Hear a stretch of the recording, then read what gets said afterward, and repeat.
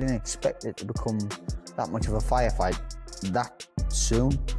Obviously, I know that was Ennis's plan, but Xander was sort of like thinking, you're coming up to my weight, I'm the bigger guy, so I'm going to try and make you feel some things. And it was a good fight.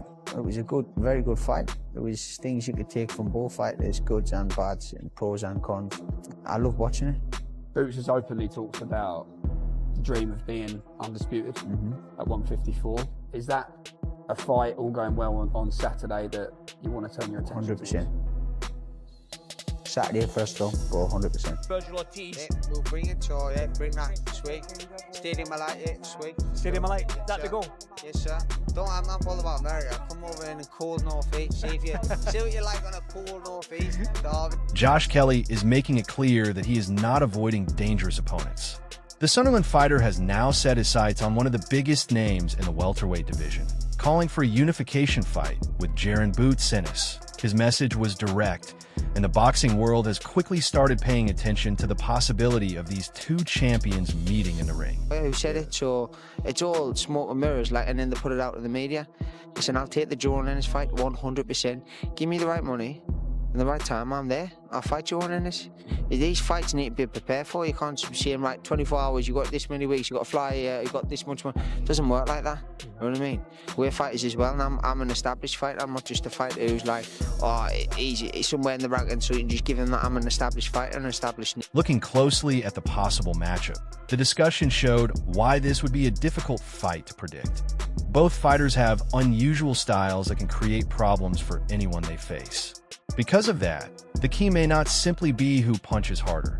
Instead, it could come down to which fighter can break the other's rhythm and control the pace of the fight first. Yeah, I've got a horrible style.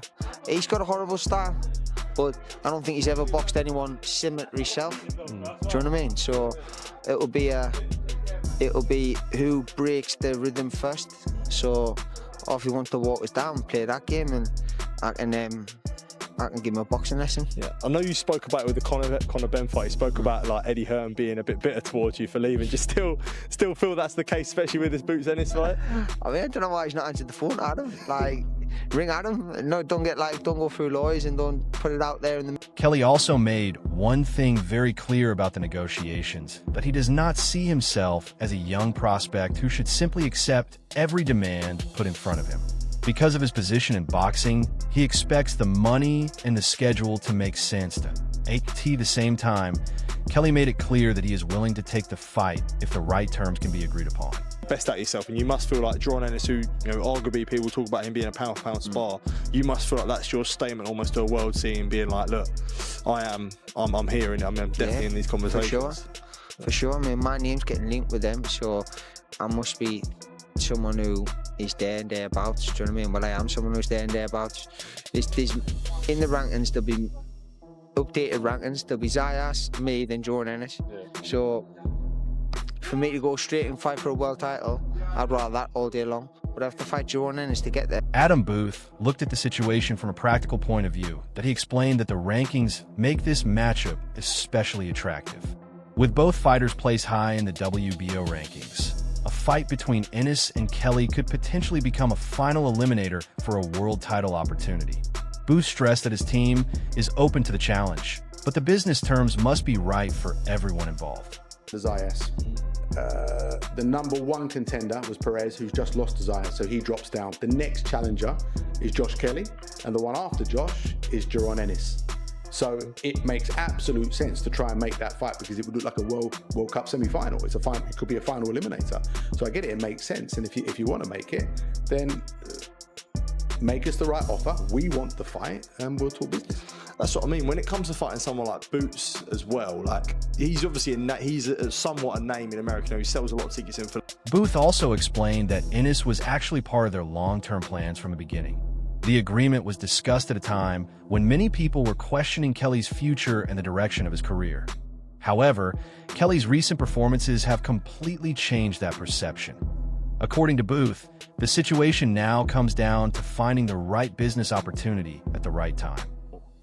Great fight. Yeah, exactly. Doesn't have a belt. What was it? Because Eddie was saying obviously the fight, like Josh had signed for the fight. So we signed a multi-fight deal with Matchroom, and in that contract there are names, and Boots Ennis is one of them.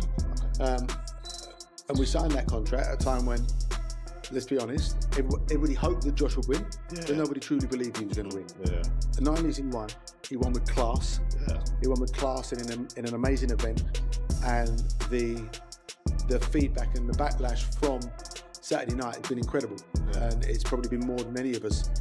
Timothy Bradley Jr. added another point to the discussion by explaining why this matchup deserves so much attention. He described Kelly as a difficult opponent for Ennis, and even suggested that Kelly's style could create more problems than the Ortiz matchup, that Kelly's quick hands, fast movement, and ability to make himself difficult to track were highlighted as major reasons why this fight could become such an interesting contest. Talking about Boots facing is Josh Kelly. I think Josh Kelly's a little bit more difficult fight, believe it or not, than Virgil Ortiz. Styles make fights.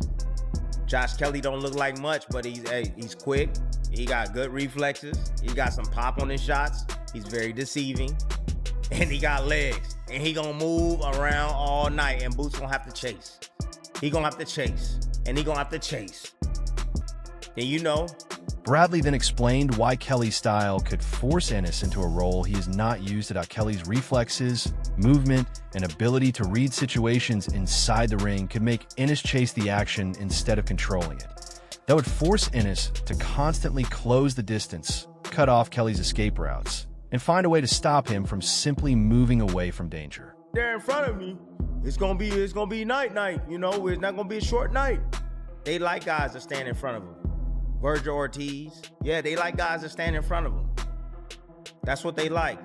But I think the fight's gonna be a little bit more challenging just because of that aspect. I think Boots will eventually catch up with him, cut him off, hurt him with a big shot, because, you know, Josh Kelly isn't the most, his defense, even though he's very elusive, Boots throwing combinations, something eventually gonna crack. Even after talking about those challenges, Bradley still picked Ennis to win the fight. He believes Ennis can deal with Kelly's movement by staying calm, applying steady pressure, and putting his combinations together once he gets close enough.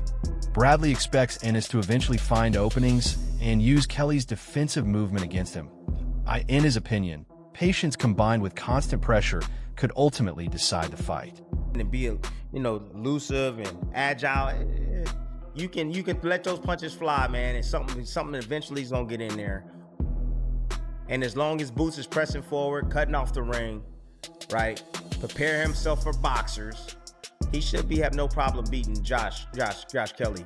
However, like I said, it's gonna be a little bit more time for him to be able to get to him, judging by, you know, what I know. Paulie explained why he believes this matchup makes so much sense at this stage of both fighters' careers. Both fighters are under the same Matchroom banner, which removes one major problem that could make negotiations difficult. He also pointed out that Kelly is an IBF world champion, making the fight much bigger than a normal matchup. From Paulie's point of view, this is a real unification opportunity. Is the Josh Kelly fight. You know, Josh Kelly's the IBF junior middleweight champion. He's also signed to Matchroom, as is Jaron Ennis. Josh Kelly was at one time looked at as a budding superstar, good-looking kid, an Olympic medalist. But as a pro, he just wasn't panning out at all. And it looked like he was going to be a complete bust. And then out of nowhere, he came up and he upset what's his name for the IBF title in his last fight. It was the other boogeyman at 154 pounds. Josh Kelly did. Forgetting his name. All these. Paulie also looked at what Kelly could bring into the ring. He pointed to Kelly's strong amateur background and his achievements as an Olympic medalist. Kelly also had very high expectations around him when he started his professional career. Paulie believes that, on the right night, with everything working together, Kelly has enough ability to make Ennis work extremely hard. However, he also pointed out that consistency has remained one of the biggest questions around Kelly throughout his career.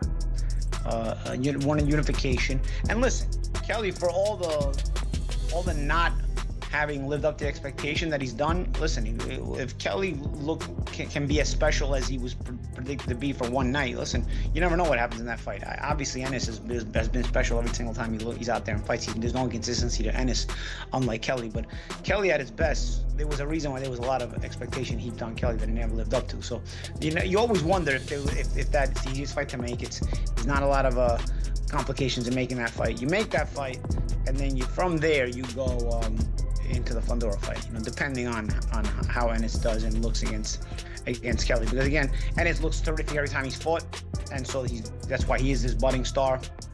But when you are a budding star, there's also so much expectation for you to look good every single time out. So we have to make sure that Ennis stays consistently looking really great so that he can move on into the picture with Fundora possibly. And Fundora, of course, is a very difficult guy to deal with. Listen, Fundora is going to be difficult. Holly described this as one of the easier major fights to arrange. Because both fighters are connected through the same promotional structure, he does not see many major problems stopping the fight from happening. He sees Kelly as a sensible opponent for Ennis, while Boots continues his championship run. After that, Ennis could eventually move toward a much bigger fight with Sebastian Fundora, in Holly's opinion. There is not much reason for either side to delay the process. That's the I shouldn't even say easiest. Josh Kelly is a hell of a fighter. But he's not as hard as Fundora. He's not as hard as Virgil Ortiz. I mean, these are monsters. I mean, he just got done with a physical fight. Even though Boots was in a one-sided physical fight, it was still a taxing physical fight. And for him to come back and be in another one right away, it doesn't make sense when he's already reached this elite level and the paydays are going to follow. And like you said, cracking the pound for pound rankings. This is what you world champion. It's a winnable fight.